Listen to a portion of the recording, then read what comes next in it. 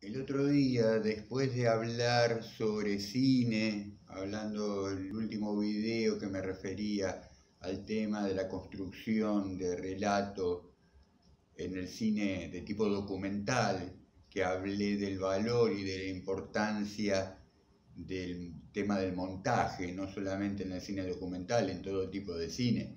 Y ahora lo podemos llevar a todo tipo de relato, el tema del montaje.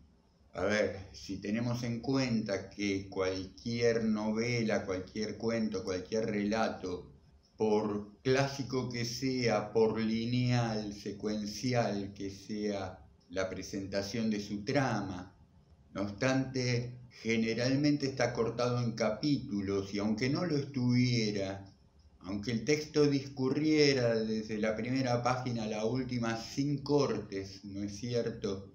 Hay mucha novela breve que se presenta de esta manera, breve y no tan breve. No obstante, en el transcurrir de la trama se van presentando o bien roturas temporales o disrupciones, ¿no es cierto? Que esto puede ocurrir bien en el mero transcurrir del tiempo de la historia a través de elipsis, ¿no es cierto? En determinado momento no vamos a ver en qué momento el protagonista quizás se vaya a dormir por la noche, pero tal vez de una charla de sobremesa en la cena pasemos a encontrar que la próxima escena ya se halla en el desayuno del otro día.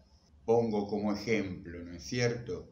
También en el cambio de enfoque de un personaje a otro ahí se producen más disrupciones de otro tipo. Bien, cada escena, ¿no es cierto? Esto nos demuestra que cada texto funciona a través de escenas, la escena de la escena, la escena del desayuno, la escena de un personaje, la escena del otro, y la relación que hay entre esas escenas va a ser de montaje. Esto ahora yo lo estoy explicando en base, digo, a la novela más clásica, más estándar, más lineal en su presentación. Cada una de esas escenas que van a estar montadas en ese todo que puede llamarse novela, de autor a autor vamos a encontrar que hay diferentes tratamientos sobre la construcción de cada escena, ¿no es cierto? Algunos propenderán a utilizar recursos mínimos, otros a desarrollar escenas mucho más profusas y descriptivas, otros alternarán con unas formas u otras, lo que todo va a conducir a un ritmo en la novela, ¿no es cierto? En la presentación de ese montaje se desprende luego un ritmo de lectura, de escritura, por de pronto de presentación de las diferentes escenas. Generalmente ocurre que un escritor trabaja sobre cada escena, ¿no es cierto? Y hace alguna marca de tiempo, marca de voz, porque de otra manera el lector se perdería. De alguna manera el autor avisa que ya se terminó la mañana, comenzó la tarde, se llegó a la noche, se pasó de un personaje a otro. Lo cierto es que con la modernidad se empieza a experimentar sobre las posibilidades que brinda ese recurso, el del montaje. Posibilidades que permiten también especular con la naturaleza del texto. Y en otros videos habíamos tratado que hacia el siglo XIX aparece la novela epistolar. La novela epistolar, entonces, decíamos, era aquel tipo de novela cuyos capítulos no eran lo que convencionalmente entendemos por un texto literario así llamado capítulo, sino que en la novela epistolar lo que conforma la trama son cartas escritas por los diferentes personajes. Los lugares y fechas de encabezamiento de la carta, los encabezados, a quien va dirigida, la firma final de la carta, nos van poniendo en contexto el transcurrir del tiempo, detalles respecto de la espacialidad, puesta en escena de personajes y desde ya que en el tratamiento de esas cartas van a decir algo que hagan a la trama, ¿no es cierto? Tal vez en algún caso la novela epistolar lo que tenga de artificiosa es que los personajes todos terminan escribiendo, expresándose, tal y cual fueran todos escritores, ¿no es cierto? Porque no hay un uso, tal vez, sobre todo en aquellas primeras apariciones de esta forma, de este género, no haya mayormente un uso ni del lenguaje coloquial, ni de lo que para lo que específicamente la gente escribe cartas, ¿no es cierto? Aunque habría que ver también en el siglo XIX, quizás seguramente la gente era mucho más cuidadosa, detallada y elaborar enormes cartas porque tenían el tiempo de escribirlas y luego alguien tenía el tiempo de leerlas. Entonces sí, es muy probable que se escribieran historias de vida y de sucesos, descripciones, con ribetes literarios, ¿no es cierto?, en cuanto al tratamiento. Con el tiempo y no mucho más después, todavía en el siglo XIX, esa forma se empieza a complejizar. Entonces en las cartas epistolares habíamos visto que en la novela gótica empiezan a aparecer fragmentos de diarios personales de los personajes, esquelas, telegramas, recortes del periódico, de noticias, que no necesariamente tienen que ser reales esos recortes de noticias, ¿no es cierto? Parecería ser que el autor lo que hace es trabajar artificialmente un tipo de discurso, el de recorte periodístico, tomando seguramente de la vida real como modelo una suerte de plantilla, ¿no es cierto? Pienso ahora en Drácula, aquella aparece en determinado momento de la novela la noticia periodística, el recorte aparece plasmado en las páginas del libro, informando acerca de la aparición, después de una tremenda tormenta, de un barco en las costas de Inglaterra, con toda la tripulación muerta, el barco encallado, que precisamente era el barco que traía el vampiro a las islas, ¿no es cierto? Bueno, sin duda esa noticia lo más probable es que no haya sido real ese accidente, no sea un documento histórico, pero sí seguramente Bram Stoker se basó en noticias del diario por el estilo de accidentes marítimos para imitar esa forma de relato periodístico, ¿no es cierto?, en base a estos sucesos. Bueno, vuelvo a decir, a través de la evolución de la literatura, a través de los tiempos, a través de las diferentes corrientes vanguardistas, estos recursos se retoman de tanto en tanto y se van retrabajando, se van reexperimentando.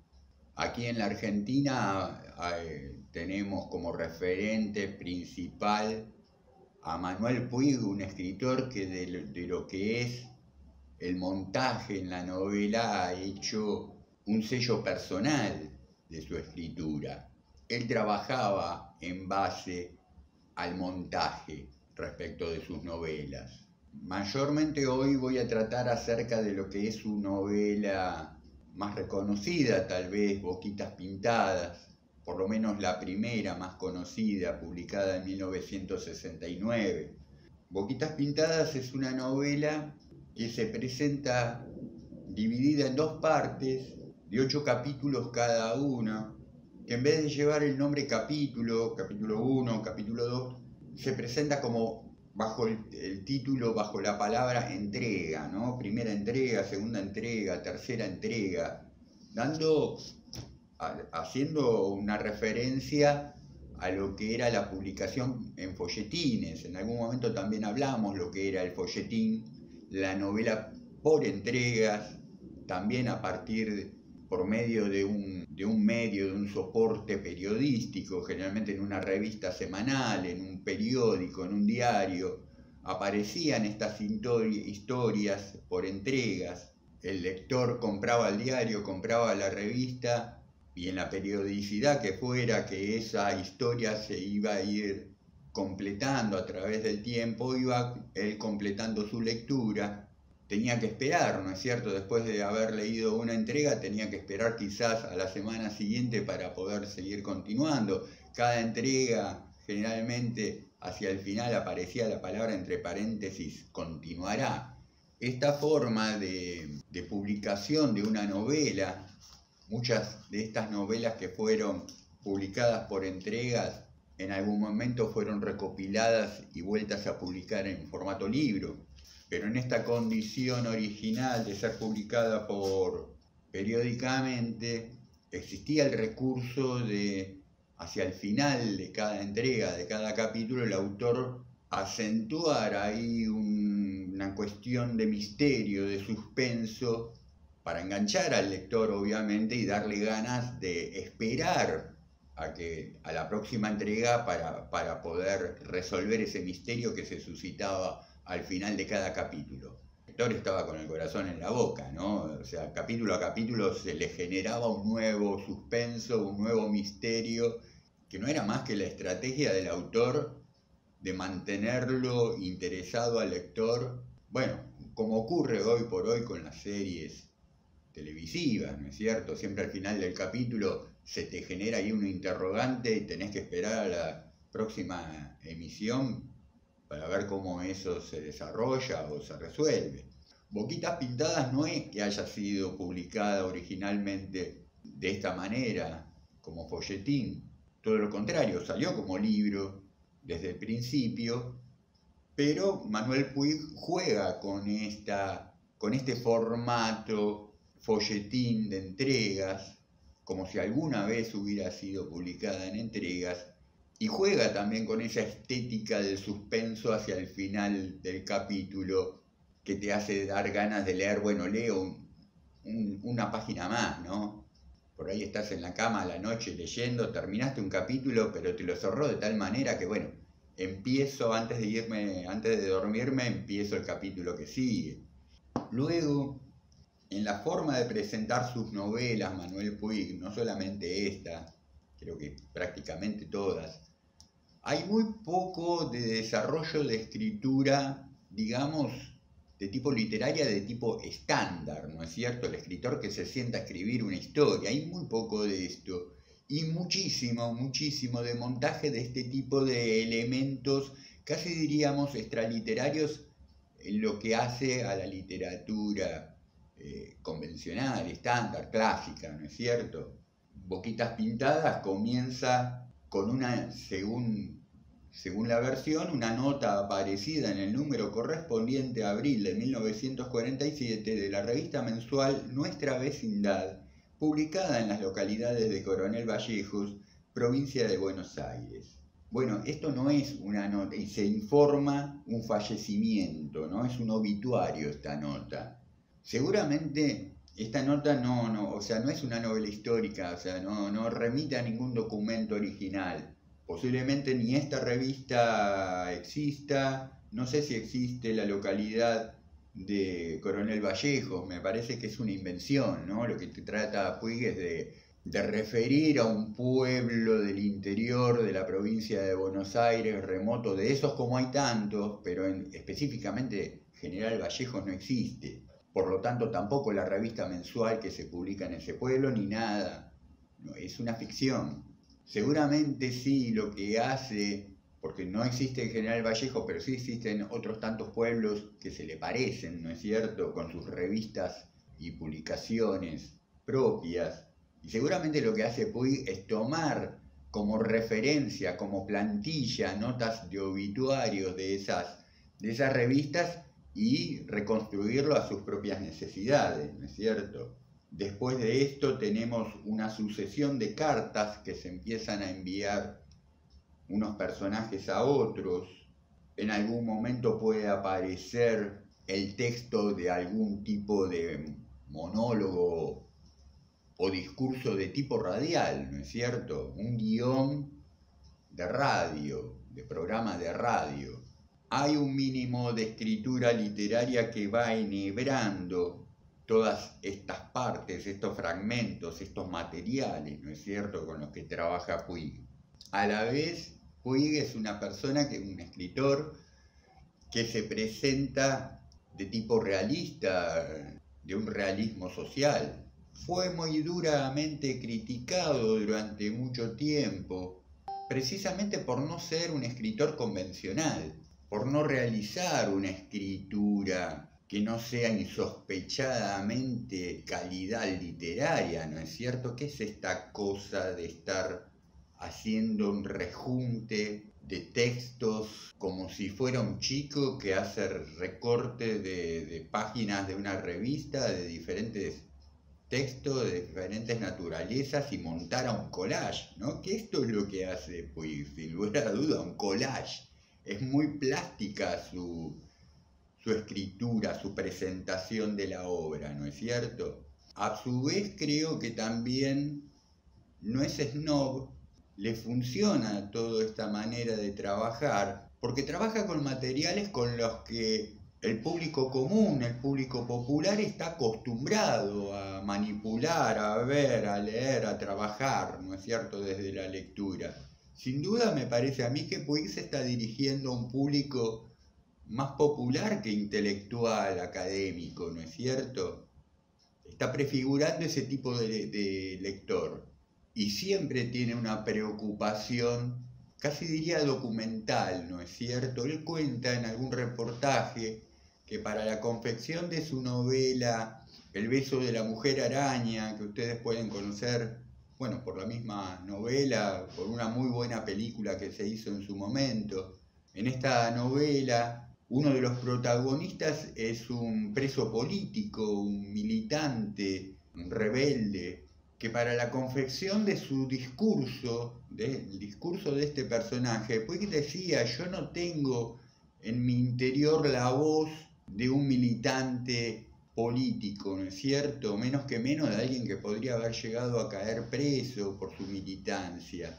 Con lo cual él iba a la casa de un amigo que sí lo era, sí era así de raigambre activista, y lo entrevistaba y lo grababa para retener su voz, no sé si hasta el punto de hacerle decir lo que él necesitaba que luego el personaje dijera dentro de su novela, pero por lo menos le hacía preguntas para que el hombre pudiera responder y de ahí tomar el discurso para su personaje. Y es muy efectivo porque cuando vamos a la novela nos encontramos con la forma de vida, con la forma de expresión, con la cosmovisión de un real activista político, al margen de lo que al autor le sucediera, lo comprendiera, ¿no es cierto?, en su propia naturaleza. Y me parece que todas estas cuestiones formales respecto de Puig se completan, se complementan también en sus contenidos, que siempre son de denuncia social.